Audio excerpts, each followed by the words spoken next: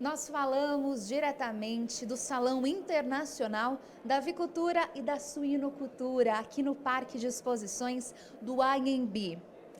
Essa é a nossa AviLive, né, da AgroSéries Multimix, e você pode interagir com a gente enviando os seus comentários. Diga pra gente o que você está achando das nossas entrevistas, né? Ao longo desse dia, mais de 20 lideranças do setor estão passando por aqui para nos abastecer com as tendências de mercado e dizer o que é que virá aí para os próximos anos. Agora, eu gostaria de entrevistar o Francisco Turra, que praticamente dispensa apresentações. Foram inúmeros os cargos que ele ocupou e os papéis que cumpriu durante toda a vida, com muitos serviços prestados ao agronegócio e ao Brasil.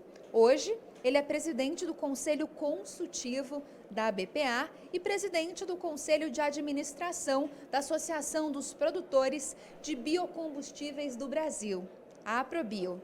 Além disso, é líder do movimento de otimização de culturas de inverno, que pretende criar uma nova fronteira agrícola no Rio Grande do Sul e também em Santa Catarina, com incentivo ao cultivo de cereais como trigo, cevada e triticale, que são as alternativas ao milho na composição da ração de aves e suínos, também conhecidos como os cereais de inverno.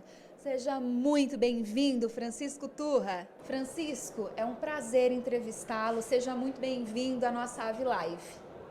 Alegria muito grande, Beatriz, minha, de estar aqui hoje. Aliás, retornando depois de um tempo, porque no último Ciaves eu estive aqui também, dei uma entrevista e é muito agradável para a gente. É justamente isso que eu ia te perguntar, né? Olha só, faz o grande retorno o Salão Internacional da Avicultura e da Suinocultura, depois de 2 anos por conta da pandemia, e a gente vê uma movimentação intensa desde a abertura, com a presença também do presidente. A gente teve outras presenças de ministros, então um evento bastante importante. Você já deu uma andada por aí e o que é que está achando dessa retomada em grande estilo? Bem, primeiro eu queria te fazer uma abordagem mostrando que nessa 7ª edição e nas anteriores também a gente sempre vê um crescimento. O setor cresce e a necessidade dessa interação, desse encontro de pessoas importadoras, produtores, integrados, etc., é sempre muito maior. Essa feira ela teve um sentido muito especial. Logo depois da pandemia, depois de um tempo de fechamento, a necessidade dessa abertura mesmo, para as pessoas se encontrarem, verem o que há, avanços. Então isso tudo ajudou a acontecer um fato inédito, público imenso e ontem, politicamente, um evento fortíssimo. Presidente da República, vice-presidente e 8 ministros presentes no evento. Não é fácil que aconteça. É a força de uma entidade que uniu o setor. Olha só, que incrível. Turra, há pouco mais de um ano, o debate acerca da utilização dos cereais de inverno para alimentação animal se intensificou bastante, justamente por conta, né, das questões climáticas e outros gargalos do mercado de soja e do milho. No início agora de 2022, nós tivemos o início do conflito bélico, infelizmente, entre a Rússia e a Ucrânia. Como é que está o cenário com base em tudo que a gente descreveu hoje? Olha, Beatriz, é incrível você poder responder. A gente até teria vergonha de responder o fato. O Brasil produz de tudo, autossuficiente e é exportador. Trigo e cereais de inverno nós somos importadores.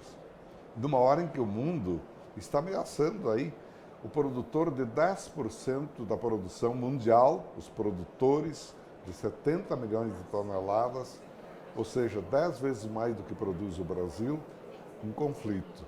Há uma demanda forte e os cereais, as commodities têm preço como nunca elevado, elevadíssimo, remunerando o produtor. Por outro lado, as aves, os suínos, o gado leiteiro, não tendo ração, diminuindo o rebanho nosso, eu falo no estado do Rio Grande do Sul, Santa Catarina, encolhidos, estados que não cresceram, estagnaram há alguns anos, há 15 anos. E um dos fatos é exatamente esse. Não há milho, não há cereais disponíveis, então o cereal de inverno se tornou uma necessidade e uma oportunidade de ouro para o produtor. Preço elevado, demanda forte. E esse ano que passou, o primeiro ano da experiência, ela foi exitosa. Crescemos 60% no volume de produção. 60% é um número nunca visto. Essa safra que vai ser colhida em novembro, outubro, vai crescer ainda mais. Se Deus ajudar, muito. O preço ótimo e oportunidade de venda para exportar por pão, para exportar também para cereais de inverno, para alimentação animal. Eu estou falando gado leiteiro, gado de corte, aves, suínos, pesca, tudo. Veja que fantástica oportunidade. Então é uma coisa tão óbvia que a gente pergunta como é que demoraram tanto para estimular o incremento da produção de cereais de inverno no Brasil. Turra, em abril desse ano foi lançado o programa Duas Safras no Rio Grande do Sul, Isso. né? Eu quero saber um pouco mais sobre esse projeto e gostaria que o senhor comentasse também sobre como está a adesão de outros estados para esse projeto, para que esse projeto, na verdade, seja ampliado justamente quando a gente fala dessa produção dos cereais de inverno. Na primeira proposta, nós falamos cereais de inverno. A Farsul, que assumiu, ela denominou duas safras porque fez a seguinte matemática. Culturas de verão, 7 milhões e meio de hectares. Culturas de inverno, 1 milhão de hectares. E o restante, para onde ia toda essa imensidão, 6 milhões de hectares mais áreas improdutivas, máquinas improdutivas, mão de obra improdutiva e renda nenhuma. Então, ela criou o slogan Duas Safras, por quê?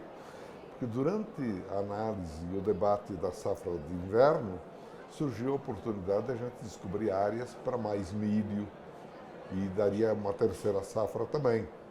Então, através disso, resolveu a coordenação denominar duas safras e não culturas de inverno, mas que envolve naturalmente a cultura de inverno.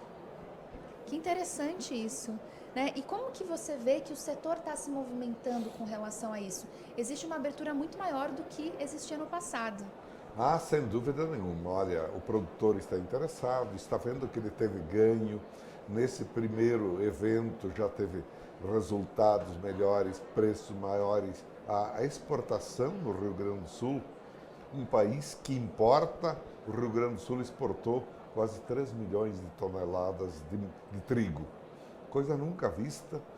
E é evidente que isso criou um ânimo imenso e depois a tecnologia. Veja, por exemplo, a Yara ofereceu um pacote tecnológico, as Embrapas estão juntas, a Yara, a Embrapa Suínos e Aves, a Embrapa Trigo, a Embrapa Pecuária de Corte, Pecuária Leiteira, trabalhando junto com o produtor, que está sendo reunido em diferentes regiões. A Farsul assumiu o projeto, a FECOAGRO, a BPA e algumas outras entidades que acorreram para ajudar a alavancar essa proposta maravilhosa. Todos ganham com ela. Com certeza, até porque antigamente, né, o produtor ele tinha um certo medo. Agora com tecnologia isso já não existe mais. Já há mais informação. Por exemplo, você sabe assim, vai ser um ano chuvoso, frio, seco. Tudo isso é alentado pela informação, que é uma ferramenta a mais que o produtor tem. Turra, antes da gente encerrar, eu gostaria de agradecer muito a sua participação, a sua presença aqui na Avilive. Tem alguma coisa que você gostaria de acrescentar que eu não perguntei? Não, olha, Beatriz, eu quero te dizer que para mim foi maravilhoso estar aqui contigo, com essa equipe toda. A Grossery sempre foi parceira, eu sempre faço questão de vir, porque a gente tem que prestigiar quem prestigia, quem é parceiro. E sei que vocês estão fazendo bem, disseminando propostas, ideias, e, mais do que tudo, projetos. Projetos por um Brasil melhor e no momento em que o mundo está com muito medo da fome. A fome virou um fantasma e nós temos que ajudar o agro à paz. Com certeza, muito obrigada pelas palavras. Estou encantada com os aprendizados aqui e, mais uma vez, saiba que aqui na AgroSéries você está em casa. Equipe do bem, e você é uma excelente entrevistadora, além de muito bonita, o que dá também uma conotação mais linda ainda à nossa entrevista. Muito obrigada de coração, Turra. Até mais.